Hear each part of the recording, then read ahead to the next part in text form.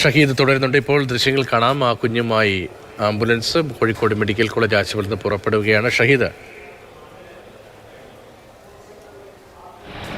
രതീഷ്, കുഞ്ഞിൻ്റെ മൃതദേഹമായിട്ടുള്ള ആംബുലൻസ് ഉണ്ട്. ഒപ്പം തന്നെ കുഞ്ഞിൻ്റെ അടുത്ത ബന്ധുക്കൾ, മാതാപിതാക്കളുണ്ട്, അമ്മാവനുണ്ട്. ഇവർ രണ്ടുപേരും രണ്ട് വാഹനങ്ങളിലായി. ഒരു വാനിൽ കുഞ്ഞിൻ്റെ മൃതദേഹമുണ്ട്.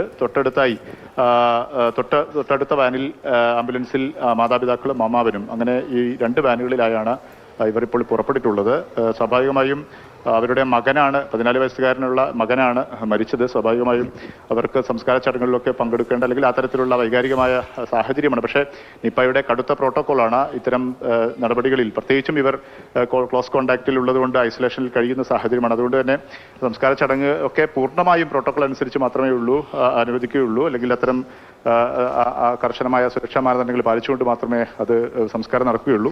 ഒരുപക്ഷെ നമ്മൾ മനസ്സിലാക്കുന്നിടത്തോളം ഇവർക്ക് ഈ പള്ളി 14-കാരൻ്റെ കബറം സംസ്കാരം നടക്കുന്ന ഖബർസ്ഥാനിനടുത്ത് വരെ വാഹനത്തിൽ ആംബുലൻസിൽ പോയി അത് നേരിട്ട് ആംബുലൻസിൽ ഇരുന്ന് കാണാനുള്ള ഒരു സൗകര്യം ഒരുപക്ഷെ സംവിധാനം നൽകിയേക്കും എന്നാണ് നമ്മൾ മനസ്സിലാക്കുന്നത്. അതിനുശേഷം അവർ മഞ്ചേരി മെഡിക്കൽ കോളേജ് ആശുപത്രിയിലേക്ക് ഐസൊലേഷനിലേക്ക് പോകും. ഏതായാലും കോഴിക്കോട് മെഡിക്കൽ കോളേജിൽ നിന്നും ഇവരെ മാറ്റിയിരിക്കുകയാണ്, മഞ്ചേരിയിലേക്ക് മാറ്റിയിരിക്കുകയാണ്. ഇനി മഞ്ചേരിയിലായിരിക്കും ഇവർ ഐസൊലേഷനിൽ തുടരുക. രതീഷ്, കുഞ്ഞിൻ്റെ മൃതശരീരം കോഴിക്കോട് മെഡിക്കൽ കോളേജിൽ നിന്ന് കൊണ്ടുപോകണം. ഒപ്പം ബന്ധുക്കളും ഉറ്റവരും എല്ലാം ഉണ്ട് മറ്റൊരു വാഹനത്തിൽ. അവരെല്ലാം ഈ പ്രോട്ടോക്കോളിൻ്റെ ഭാഗമായ നിരീക്ഷണത്തിലാണ്. സംസ്കാര ചടങ്ങിൽ അവർക്ക് പങ്കെടുക്കാൻ കഴിയുന്നത്രത്തോളം എന്ന കാര്യത്തിലൊക്കെ ഇനിയും വ്യക്തത ഉണ്ടാകേണ്ടതുണ്ട്. മഞ്ചേരി മെഡിക്കൽ കോളേജിലേക്ക് അവരെയും മാറ്റുകയാണ്. അത്യന്തം ദുഃഖകരമായൊരു സാഹചര്യത്തിലൂടെ നമ്മുടെ നാട് വീണ്ടും കടന്നു പോവുകയാണ്.